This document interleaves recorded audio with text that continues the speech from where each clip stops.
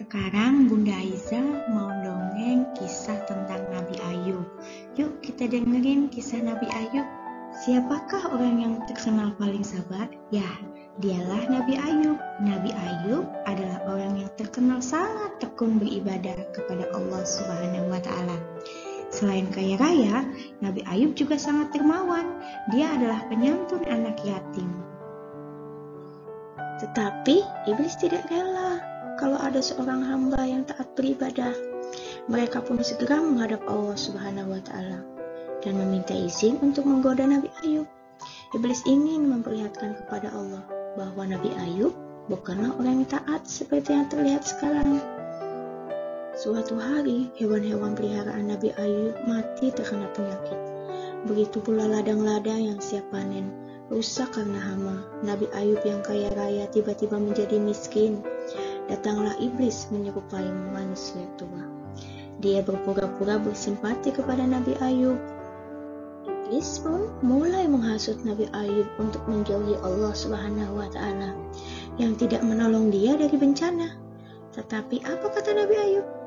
Semua milik Allah, semuanya akan kembali kepadanya.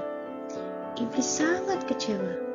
Mereka tidak berhasil memujuk Nabi Ayub untuk berpaling dari Allah Subhanahu wa Ta'ala.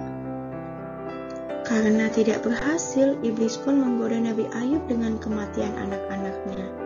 Ketika anak-anak Nabi Ayub berada di sebuah gedung, gempa besar terjadi. Anak-anak Nabi Ayub pun meninggal. Ketika iblis menyampaikan berita duka kepada Nabi Ayub, maka sangat sedihlah Nabi Ayub dan menangislah Nabi Ayub. Iblis menghasut Nabi Ayub bahwa ibadah yang dilakukan Nabi Ayub sia-sia karena Allah Subhanahu wa Ta'ala tetap tidak menolong anak-anaknya.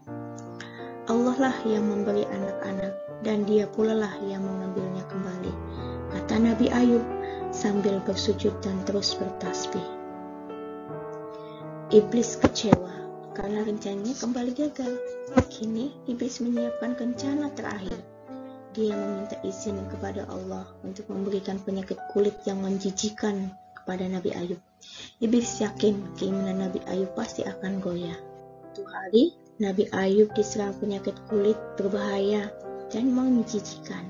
Tak seorang pun mau mendekatinya, hanya istrinya yang masih mau merawatnya. Meskipun dalam kondisi sakit, Nabi Ayub tetap berdoa, memohon perlindungan Allah Subhanahu wa Ta'ala. Bukan sampai di situ, iblis pun menghasut istri Nabi Ayub. Akhirnya, istri Nabi Ayub pun pergi meninggalkan Nabi Ayub yang sedang menderita. Iblis bercingkrak, bersorak gembira. Mereka terus membujuk Nabi Ayub untuk berpaling dari Allah Subhanahu wa Ta'ala. Ternyata bukannya berkurang, Nabi Ayub bahkan semakin rajin beribadah. Nabi Ayub semakin meyakini keagungan dan kekuasaan Allah Subhanahu wa Ta'ala. Akhirnya, iblis menyerah. Iblis mengakui Nabi Ayub yang sangat sabar dan mempunyai keimanan yang luar biasa.